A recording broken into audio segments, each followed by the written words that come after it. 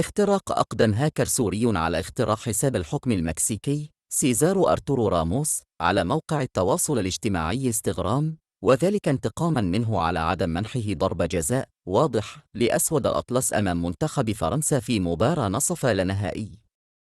وقام الهاكر السوري بتغيير انحسار الحكم المكسيكي سيزارو أرتورو راموس باسم تم الدعس. كما نشر رسالة على تقنية إلى ستوري جاء فيها: أخوكم السوري بعام 2018 خسرنا بنفس الأسلوب وحرنا ضربة جزاء، اكتشفنا تم تبديلنا لحكم قبل لما تشابه على جوجل. وأشار الهاكر السوري إلى أن راموس توصل بعديد الرسائل التي تفنن أصحابها في شتمه بسبب تحيز للمنتخب الفرنسي، قبل أن يقدم على حذف حساب الحكم المكسيكي بشكل نهائي بعد ذلك. يشار إلى أن الحكم المكسيكي سيزارو أرتورو راموس كان قد تعرض لهجوم عنيف على مواقع التواصل الاجتماعي، الشيء الذي جعله للخروج عن صمته للرد على المغاربة الغاضبين، حيث كتب تدوينة جاء فيها: أصدقائي المغاربة المرج من نكم التحلي بالصبر.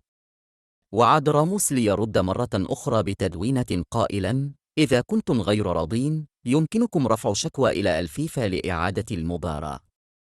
وقوبلت تدوينات الحكم المذكور بمزيد من الغضب والاستنكار، حيث وصلت إلى حد الاتهام بالتواطؤ مع الجاني الفرنسي لقطع الطريق على الأسود وحرمانه من تحقيق حلم الوصول لنهائي كأس العالم.